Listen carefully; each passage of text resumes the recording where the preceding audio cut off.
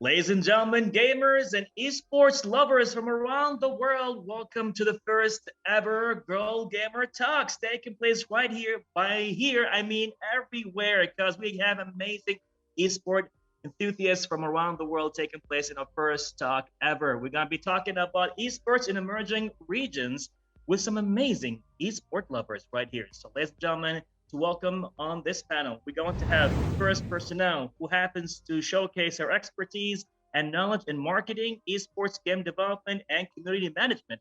She brings to the table her experience in working with global and local partners on events and platforms from A to Z.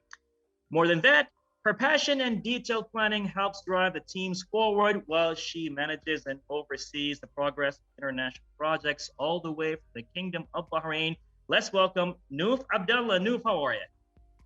Hello, I'm fine. How are you? Good, good. Loving the setup. Thank you.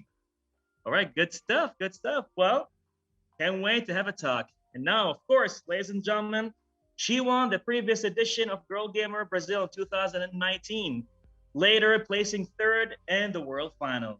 She has been playing CS professionally since 1.6 and have attended multiple international events since then, such as the ESWC 2010, 15, and 16, DreamHack 2017, and Girl Gamer 2020 took place in Dubai. So, ladies and gentlemen, please walk with me, Claudia Santini. How are you? Hey, how are you guys? Amazing, amazing. And loving your setup too. Stars, the chair, the kitty cat. All good. Yeah. It's very awesome. This and pink, you know, loving the vibes right here. All right. Well, thank you so much for being with us here. Can't wait to start. And Thank you, ladies and guys. gentlemen, of course, you're most welcome. Definitely. And ladies and gentlemen, right now, happening here with us as a third panelist taking place with us here on the first Girl Gamer Talk. She just finished her meeting, 10 a.m. in the morning. She is an early bird, definitely. So she happens to be the founder of Mujeres and Esports, content operation for Nemo TV Latam, producer and a player and a mobile gaming enthusiast. Ladies and gentlemen, please welcome Chris. Yay, thank you so much for that introduction. I love it. I love all of us. I'm super excited to be here with all of these girls and you. I'm super, super in love with your setups, girls. Super in love with your setups. Same. Lit. Awesome. And loving your energy and loving your vibes, you know. It's amazing how, you know, we're connected right now from around the world. So, you know, as we are all here for one passion, which is esports, taking place together and just talking about it in different regions. So can you please tell me, each one of you, where you're from and where do you play esports the most? So starting with Chris, where you at right now? Yes, I'm from Mexico. It's really amazing, like, to be in a Latin American country, but the Latin American country that is not Brazil, because I know, Claudia, you will not let me lie. Brazil and the rest of Latin America is very, very different from the development of the esports and gaming marketing in general. It's very different. So I've been trying to develop by my own at the beginning, my own in esports, but it's been like kind of hard, you know, because it's a region that everything comes at last. In Mexico and the rest of Latin America, everything come at last, and you have to push forward, like, to get what is happening in the rest of the world, what is happening in countries like Brazil. And I've been doing that. I've been working on learning. I've been working on getting to know what's happening to have my positions here in Mexico. So I'm here in Mexico and trying to make it work and to grow the esports scene here. That's basically me. So in other words, you are a warrior, an esport warrior. You got the sword, you got the shield, you're ready to go and take over the world, starting from Mexico. Well, loving the vibes, Chris. Thank you so much. Claudia, where you at? Hey, I'm from Brazil, like you guys know, Chris says. Um, I play science 2005, so I was very welcome in the esports. Uh, Here, the esports is very big. Everyone knows we have like uh, a big teams, but the teams don't stay here. The male teams as well don't stay here. They go to United States, the Europe to play, to practice. So here, the girls are building our own scene. So you have a lot of tournaments here in Brazil. This is awesome for us, but we had to fight for a long, long time to be pro, at least to people see us like people underestimate women at the games. This is everyone knows that. So we are to building here like a scene when women are comfort to play. This is for us, it's more important because the girls there's not very comfy in play with boys sometimes because we have the hate, we have the people talking about, we have the guys. We don't have to practice with women because they don't want to play. So we have to build our own scene. So this for us, this is why we create here. So now I can say we have a strong scene and a lot of tournaments. This is amazing because a lot of teams are pro now. A lot of teams live with the money the esports give to us. So this is awesome for now. This is our best moment here. Oh, whew. That's pretty inspirational. I gotta say, it's pretty inspirational. Like it's actually happening. I mean, like people work for so hard and for so long, and just to see what you guys are having and what you girls are actually building in Brazil. Right on, right on. I mean, that is beautiful. That is beautiful, and all power to you, definitely. So that's Brazil all the way to Noof. Where you at? What's going on? Yep. So we're in Bahrain, and the funny thing is that our situation in the MENA region is like between Chris and Claudia. So we're in the phase now that we're leveling up. We're taking esports more professionally. Companies are now adapting esports and understanding it. So now they see the difference between gaming and esports and seeing that there's a future behind it. So now we're in the process of kind of encouraging people to take it seriously. We're encouraging girls to be more comfortable to play with guys and kind of making guys changing that culture, especially, for example, the COD culture, which is for COD, we're all guys. Unfortunately, we still have that culture here. And hopefully, we get to eradicate that culture and we can all play together, regardless of age and background and, gender and all that. And a part of what we're also doing is that we're encouraging more content creators. So now, Bara, you can see how all of a sudden now YouTubers and people on Instagram are blowing up with collaborating with companies, doing their own initiatives, just creating content and making money out of it, whether it's the gaming industry as a whole or just esports and streaming it. So that's very exciting. I hope I get to the level of Claudia now. Beautiful stuff. Beautiful stuff. All right, now I would like to go back to Chris. Chris, you said pretty much being in Mexico, you are like at the very end of the chain, right? Right. Like you would always receive things at the very last. Now, from your perspective, who are you looking up to? Like if you are in Mexico and you're waiting for things to come, where's it coming from? Who do you see that as is leading in esports, regionally speaking? I mean, is it based on games? Based on the esport industry? So right now you're in Mexico. It's like, okay, now if it's happening in a certain country, it means we have to follow. So who are you following? Who are you waiting for? This is very interesting because in terms in general culture, we always look up like United States, we always look up for everything. Like what is happening right there? Okay, let's try to do it here. And I think that's a mistake because you need localization, in esports. It's very different how it's gonna develop in USA or in Canada or in South America. And we are like in the middle, like checking up what's happening there. and what's happening in South America and what's happening in the other side of the ocean. So it's kind of that I think that's why it is like going slow, because we are looking at that, but we don't know how to do it fast, like how to get that signs. Now, okay, I'm going to take this from USA, I'm going to take this from Europe, I'm going to take this from South America.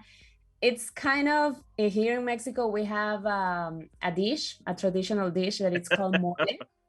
Mole, okay. It's like everything, like, you know, mole. It's like mole. Yeah, it's very delicious, but it's a dish that it's a mixture of chili and cookies and a lot of stuff that it's very delicious. Okay. Yeah, it's really weird, and that's why I call esports a mole. It's like, if you can Google it after this, MOLE, it's that is all of mixture of everything. So I think esports are like that, because sometimes it gets strong here in Mexico about the sports side. You know, like, yes, it's the sport. Esports is the sport. And sometimes we realize that it is not at all. We need to focus in entertainment.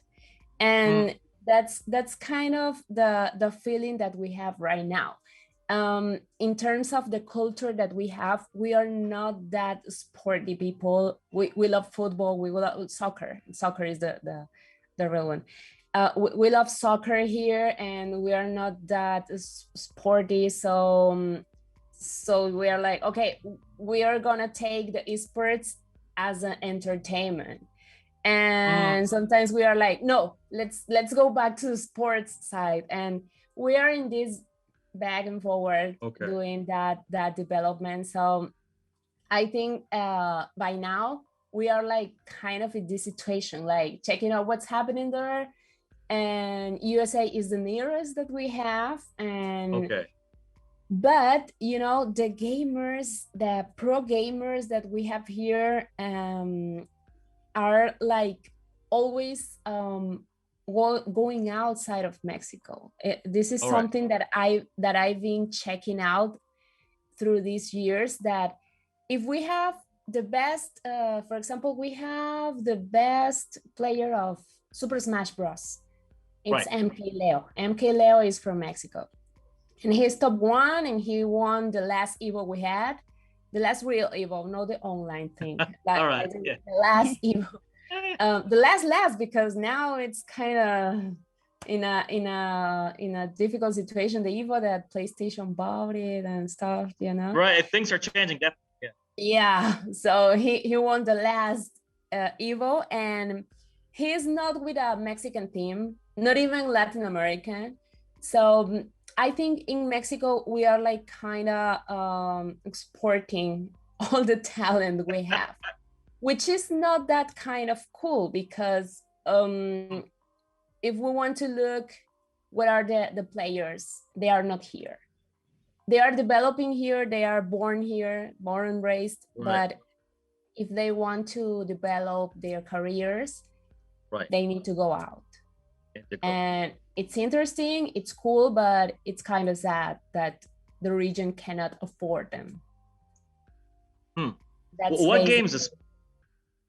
I mean, now you mentioned Super Smash in Mexico right now. You said that you would look at US, you look at EU. What about the Asia, like Japan, Korea? Like, do you guys see what's happening over there? And like, well, I would say copy, but follow the trend over there as well when it comes to mobile games. Actually, we have a StarCraft player, which is globally in the top. He is special. He's been playing like through many years, and he's living in Korea. He's from Mexico and he's living in Korea because he cannot play, he cannot develop, and StarCraft is huge right there. And here is like, I don't know, it's like he can't find any opportunity if he wants to continue with the StarCraft here in Mexico. Here in Mexico is growing the mobile scene, and the mobile scene is growing like as professional but casual. So we are like finding our way. We are finding our way if we want to really grow esports as a sport, or if we want to make it an, you know, I always compare it like the WWE, like it is a sport, it is a sport, but it is like something you watch to entertain, not like to see how he develops there is the sports side. That's basically it. Okay. That's very interesting. Thank you very much, Chris. Now, from Mexico, I'd like to go to Brazil. Claudia, what's happening? Going on? So, you also mentioned earlier that a lot of the players, and mostly male, they left Brazil, but things are cooking up in Brazil. It's happening. Esport right now is becoming an ecosystem. You know, people believing. Are there people believing more in the Brazilian scene right now? Yes, but you are saying something like cultural, because Chris says the players in Mexico go out and play there because the opportunity is better. But we have a lot of examples of that, like Coldzera in FaZe and Fallen plays for Liquid. We have players here who plays in the teams outside, like USA and Europe. It's very normal because the opportunity and the culture, because here in Brazil, our, like I say, our money is real and there is dollar. So the dollar is very big. So the salary is very big. So even we have like a big scene here, the opportunity outside, it's better. It's always better, unfortunately. So this is why players here form the team and they sometimes go out and look for organizations who go support the salary and that stuff. So this is very normal. We have like Sholiana playing for Dignitas. So she's Brazilian. Now she's playing USA too. So it is normal too, but we have here like very good players in the scene, the female scene. And we have like 5 teams here who lives from the money, from the esports, and 5 pro teams like Furia and my team and Miberri and Jaguares. I can say a lot of teams who support from the esports. It's very big. We have like tournaments, female tournaments here. We have like 20 female teams. So I think it's very it's funny because sometimes we say, oh my God, in Europe we have a lot of tournaments, female tournaments. But when I saw the tournaments there, it's less than here. Here we have much more. Yes, we have much more. Every month we have a tournament, and this is amazing. The something it's not cool yet is we don't have a lot of spots to go to international tournaments. This is why I love Girls Game, because they give the spot from Brazil, so we play like the qualifiers and we have the spot to go there. So this is this thing we have to I don't know, grow, like show the world we have teams here. We need the spot. We have this team. You understand? I'm sorry for my English, but this is something okay. This is something we are fighting now. It's not for to grow more, but to the spots for the international tournaments. Amazing. Wow. I mean, I can hear it in your voice that it's like things are happening, you're excited, but you know, you have more fight to go. You have to fight more to make things like more clear, solidified, more structured as gamers all together. And let's say even girl gamers will actually find more chance, more opportunities to play not only locally, but even internationally. Very interesting. Wow. Wow. And that's why we need more people like you, Claude. That's why we need more people like you to fight even more. That's all right. Now from Brazil, going all the way to Bahrain. Noof, what's going on? All is good. What's your question exactly? I'm gonna ask you right now. If you notice, like, you know, pretty much you and I being from the right now, Claudia and Chris kind of showed a lot of similarities in the sense of talent management, right? It's like it seems there is more heavy focus on talents people who are pretty much emerging. There are a lot of stories to be told and a lot of teams. Why, from your perspective, why in the Middle East, content creation kind of comes first, talents come second? We don't have enough teams here in the Middle East, although the structure is available, right? I mean, I think the culture is kind of there still, maybe we don't have as much events, but you're pretty much being not only a girl gamer, but at the same time, you're being in a prominent esport position. What is your take on what's happening in the East with talent, esport players, Um, EF? what I've been observing is that the reason people go for content because it's kind of the easiest thing to look into, and because we like consuming content, we like to watch movies. It's just a natural behavior. But the problem is that although we have an infrastructure that is being perfected, should I say, that's where Swarm U comes in. We're coming into the region trying to solidify that structure. It's a matter of encouraging people to get outside of that box of not thinking that they are good enough. So it's more of an educational, cultural kind of thing. Um, Big example is, so when was it? 2 years ago with the Fortnite tournament with the 17-year-old one. Then Mm, here in Bahrain or in the region, everyone went like, oh, so teenagers can make money out of this. So they just believed in it. Unfortunately, we have this culture of we need to see someone's success first for anyone to back them up. So it's a bit hard for someone. Like, take, for example, um, let's take for example, Tekken Master. So second before message. he started, yeah. So before he started competing worldwide and coming back home with first place and second place, not a lot of people knew who he was. If you weren't a gamer, you wouldn't know who he was. The second he started bringing in prizes and bringing in titles, and now he jumped into Mortal Kombat, all of a sudden everyone knows who he is. Everyone now wants to just get a piece of him, whether to create content to represent their brand or what have you. So that's the disconnect that we have. We have the infrastructure, but we don't have the as Claudia said, when it comes to salaries of people getting paid, as Chris said, when it comes to just doing things and trying to find that mixture, we're still in the process. That's why, to me, it feels like the MENA region is between the situation of Brazil and Mexico. That we know the science now, we're trying to finally just piece it up together, but we still need industries to come in. I've seen, like, for example, you've seen we had Blast Pro 2 years ago. Mm, Saudi had the League of Legends tournaments. So we're right, having them. It's just that there is a disconnect between the corporates, the esports industry, and the local players that we have. So that connection is what we need to do, the education and the opportunity. And I think what we're doing in SwarmU is that we're trying to build up your portfolio. We're trying to help you with creating yourself. And then once you are a professional, that's where we come in, take you, and then try and put you into um, global tournaments. So get you that spot that you need.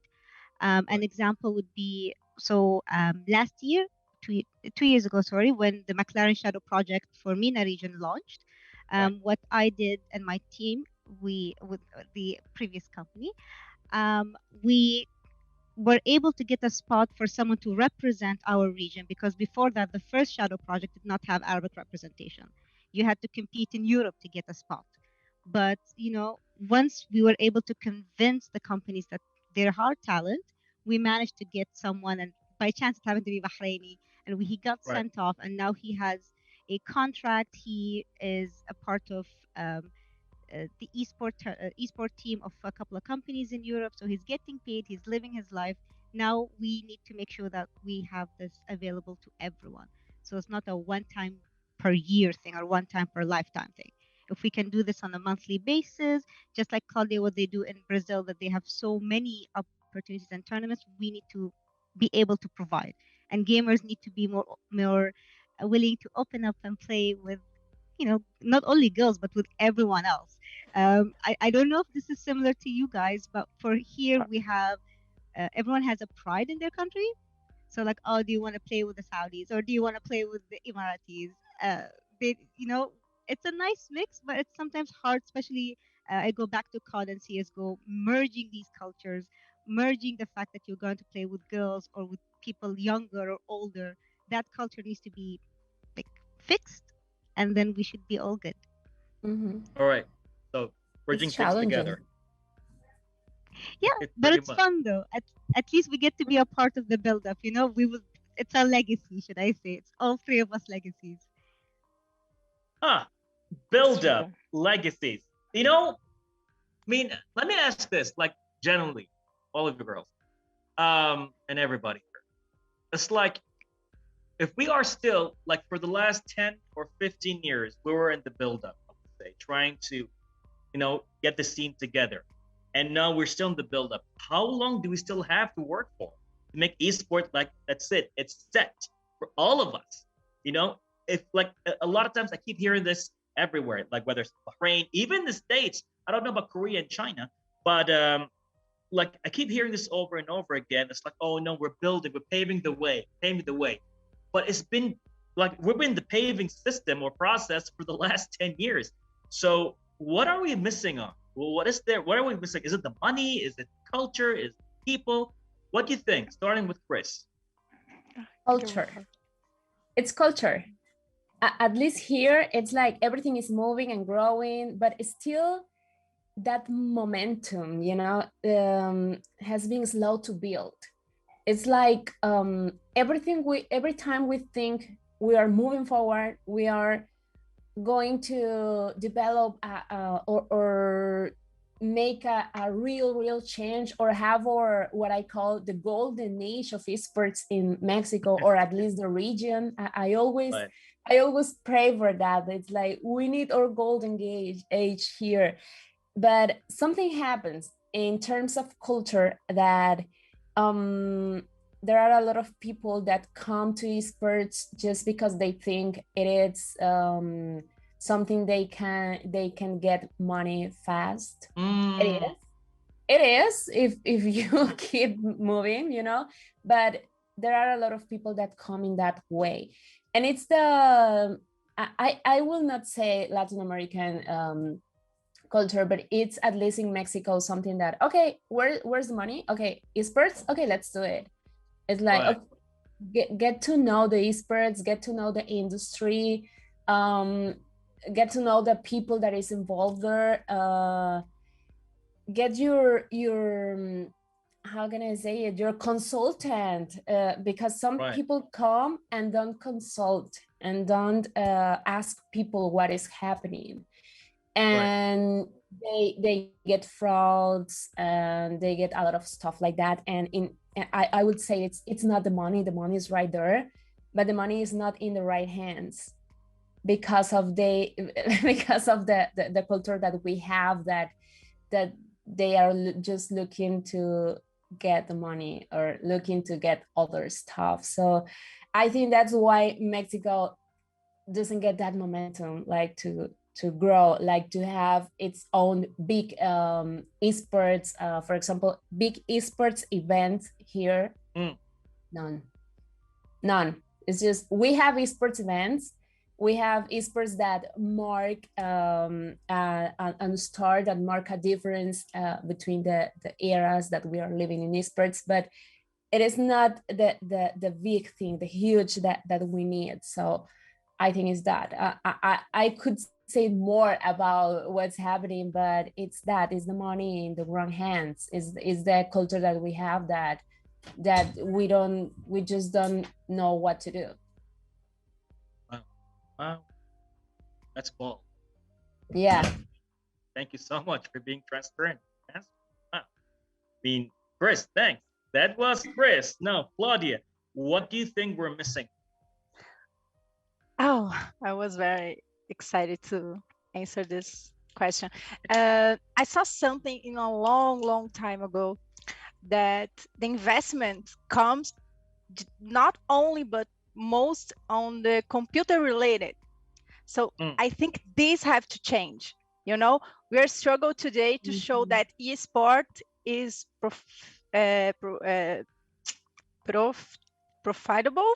I guess this is the word. I don't know, but Profitable. not is profitable. Thank you, but not only for computer related, but the other companies. You know, like the other sports. I think this, Yes, this is this have to, like, we have to break this. We have to show it's not just computer related. We have to show the other brands that we worth, you know. This for me is very, very important. When you say, I don't know, like Coca-Cola or Red Bull, Right. or like car marks like Audi or Corolla, I don't know, like Toyota, the other brands, you know. This is very, Right. very important for esports, because esports is like the sports, normal sports, you know. The Right. brands Right. is why make this like sports professional. The brand, this is what make the sports professional. The money is not come just the computer related brands and companies. I think this is, for me, it's like the big step we have to do.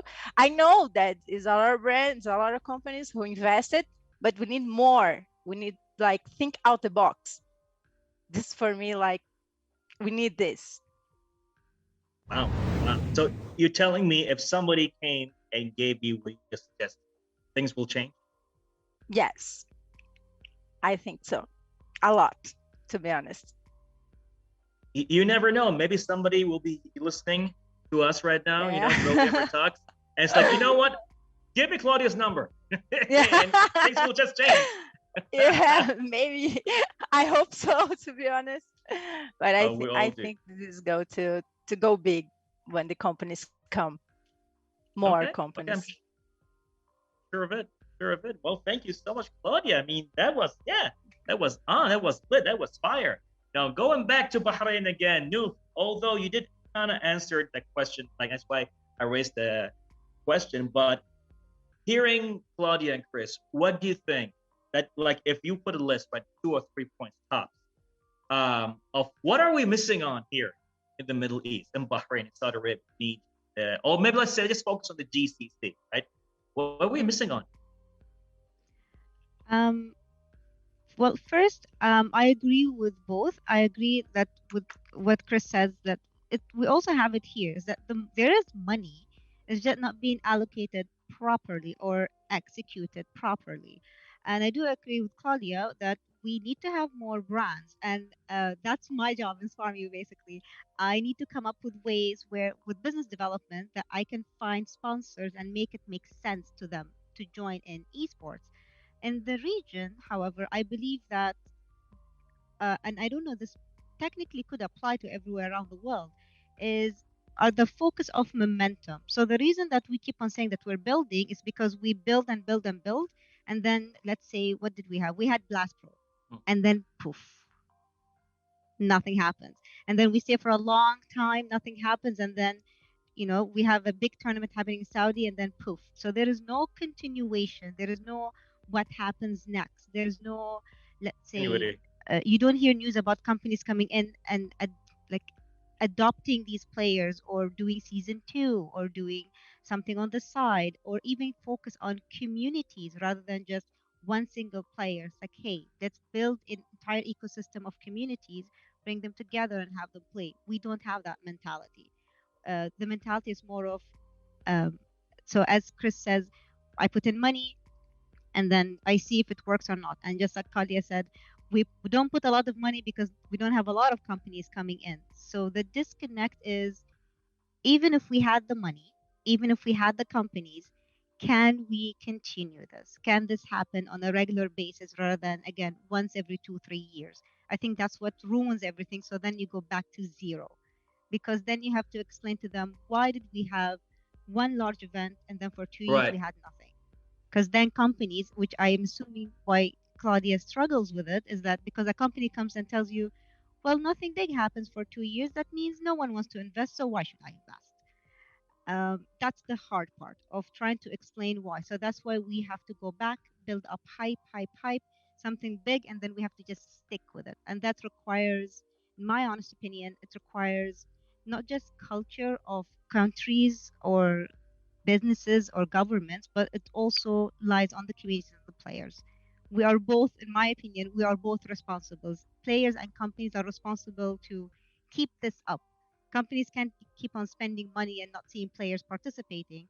And then players can't be asking for a lot of things and then not commit to attending or demanding tournaments and being how do I say it loyal to the system, loyal to the esports system, and give it all that it can give.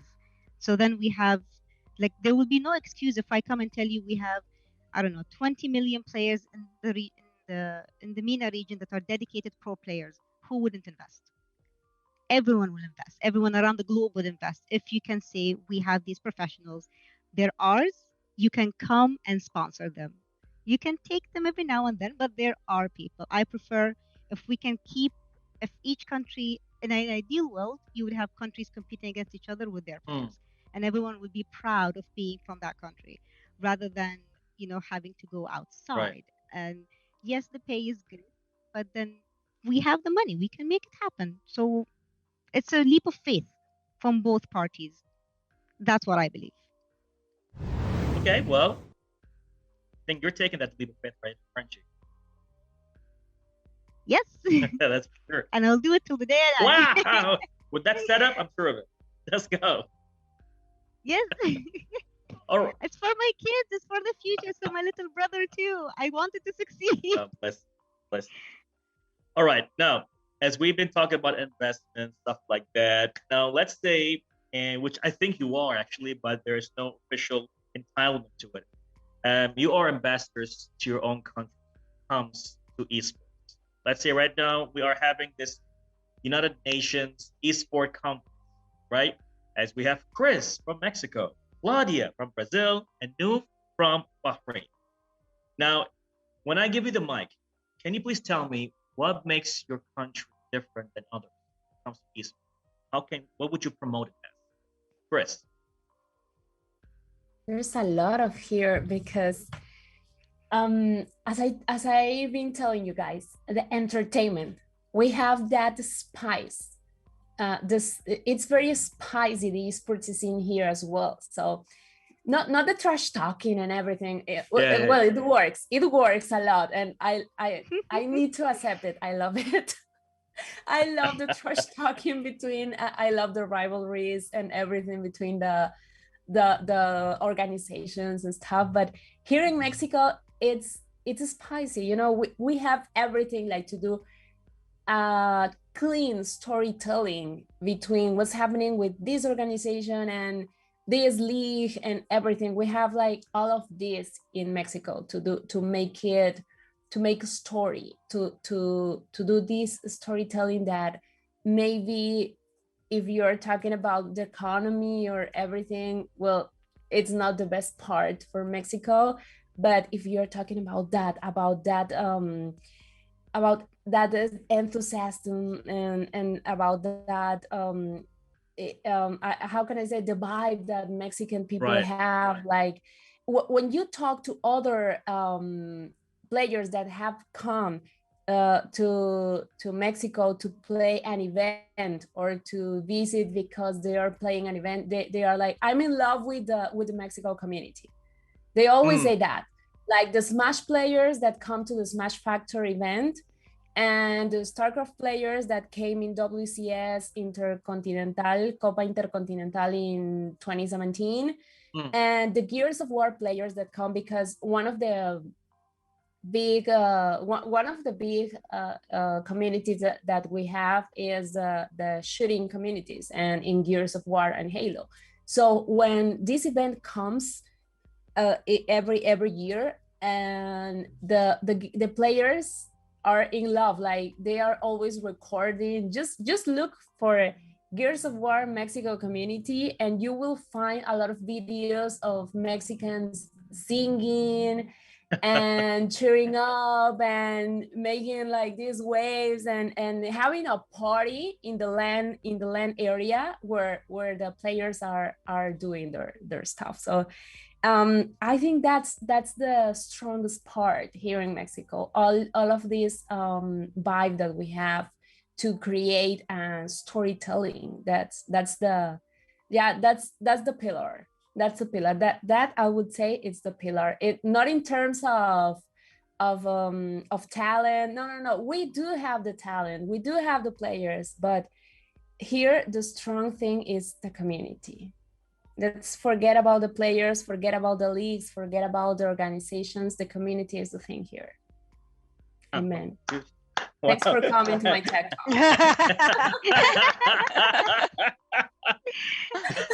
Wow. And that's what's about, right? Right? Yeah. The community. Yeah. The whole thing is about the community, right? I mean, it's the whole thing, the esport gamers, they came together, compete, yes, but it's a sport, yes, but at the end of the day, it's really about the community. Wow. Oh, wow. I'm sold. Okay, that's it. Here's my money. Mexico, take it. All right, that was Mexico. What about you, Claudia, from Brazil? What's going on there? Mike is yours.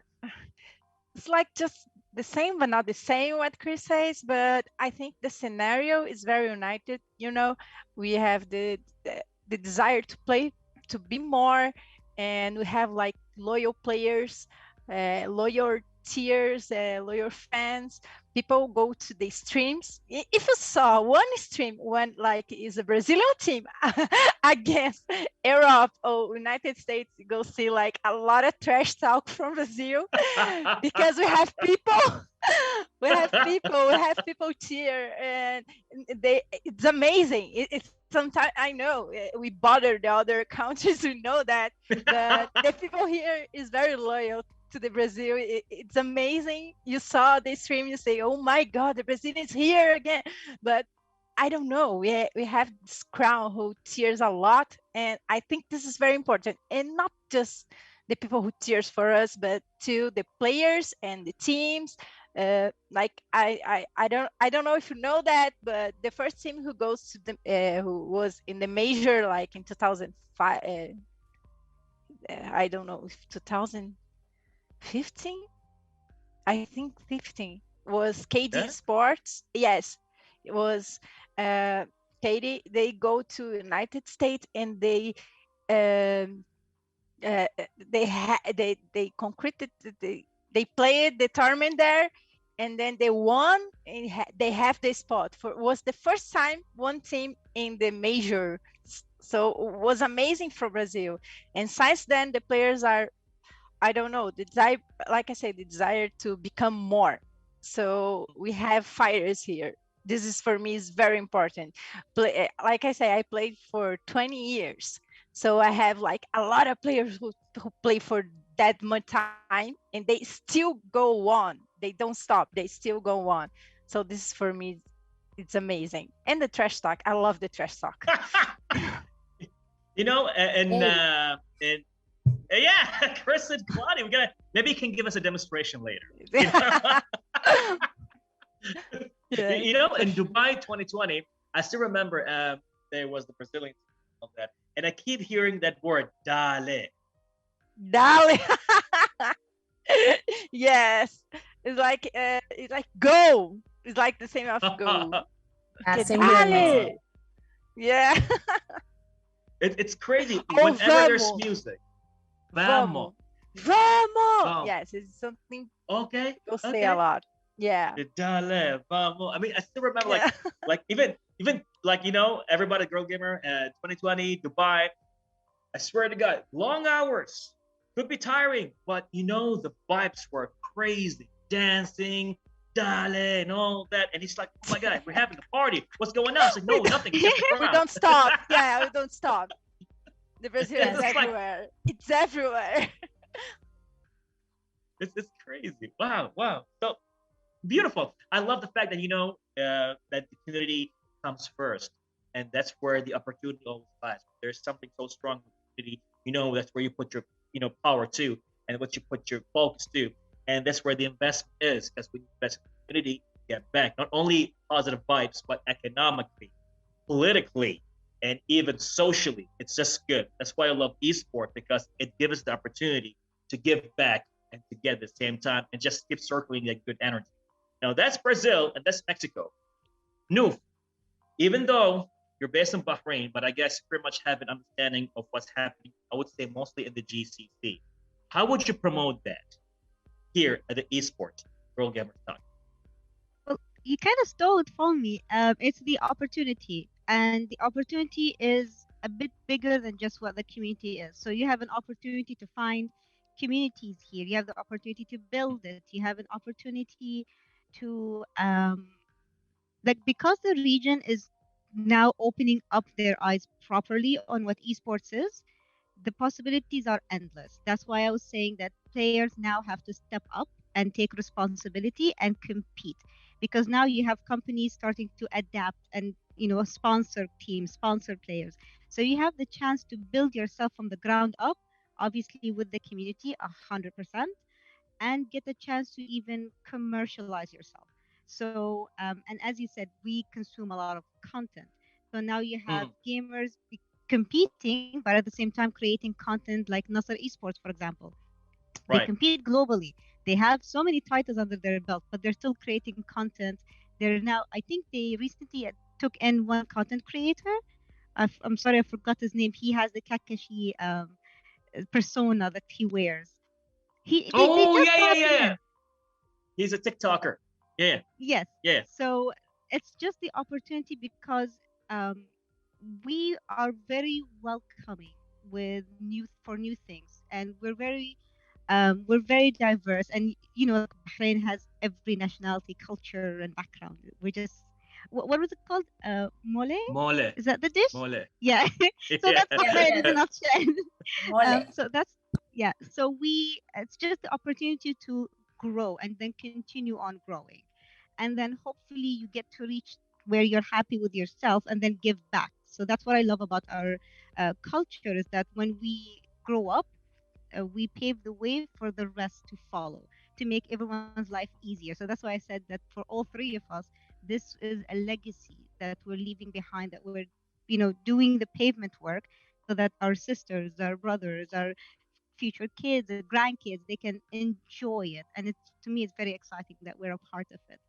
But if you want to try something crazy, something new, hit the Arabs. You're all good. Trust me. I can vouch to that. All right, all right, all right. Good stuff. Good stuff. Loving it. All right, girls, as we are reaching to the end of the talk, unfortunately, even though I know it can go forever, but any last words? Chris, any last words? Come to Mexico. That's what I would say. Come to Mexico, enjoy. I know we have a lot of mistakes. I know we have been doing stuff that is not. Recently, we had some stuff happen in the esports scene. It was not a good week for the esports in Mexico, because of people that is not taking it serious, that is not taking it as an industry. I know we are playing games, but play the game, not the industry. It's Right. There are different things. So that's my take. Just that's my little 2 cents for this. Enjoy the Latin American scene. It's not that different from Brazil. We have like kind of this same feeling, same vibe. Latin America is huge in terms of players, in terms of gamers, in terms that people that is trying to get into this industry, but we need to get educated. We need to pay attention on what we are doing. So that's kind of my advice as well, like to pay attention on the people that we bring as well to the to the industry, because we need to take care as well of what people are we inviting to join the esports scene. So let's just stay as a community and work together, because we are not that far away from the other regions. Of course, we are from Asia and that, but Asia is like other planets. So let's just move forward and keep doing it. And I invite everyone like to keep trying esports, like keep putting faith on it, because it's something very different. Every time I bring another brand to the esports, they are like, oh my god, this is another world, this is amazing. And they always like get surprised about it, and they are, I didn't know this happened, and I didn't know all of this is huge. And I want this. I want more brands like to get surprised about what esports are. So this is it. Right. Come Chris, to a lot of Mexico and passion. get some mole. Yes. Yes, mole. Let's go. Gracias. Yes, of course. The first thing I think of is mole. Yes. All right. Thank you so much, Chris. Claudia, any last words? Be very short. Thank for the time and the opportunity to be here. And people get please get used to Brazil. We are very noisy. I know that, but we have a lot of love and a lot of we are struggling for opportunities too. So we're fighting for that too. So I'm sorry for my English. I try to make sense. And I have to say very thank you for my organization, Ava Liberty, because they make a lot of dreams come true to my team as well, to be professionals and to live and to work just playing Counter-Strike. That is something I love. So thank you for all and thank you for the girls here. You guys are amazing. That's it. Thank you. All right. Well, dale. Let's go. Let's go. Let's go. Let's make it happen. Definitely. Thank you so much, Claudia. Noof, any last words? To sum it up, um, believe. Believe in three things. Believe that all three of us will keep on fighting to make this happen. Believe in you that you can actually do it. Girls, I'm talking to you directly. You can do it. And believe in me when I tell you, you will do it. It's just, we have to fight. We're fighters. We're like little Leos that we have to fight to get our kingdoms. So just believe in everything, believe in the system, give back and support each other. Support is important 100%. Support each other, build each other, connect with each other. Even if you're from different countries, like, the three of us can connect right now and you never know what happens. We might be, what can we be? What would we call ourselves? The girl force of esports. like, so always be like, just believe that you can do it, commit to it, educate yourself, and we will be here. Reach out to us. I believe that we'll all happy and welcoming. Reach out to us for help, advice, just to talk. We're here for each other.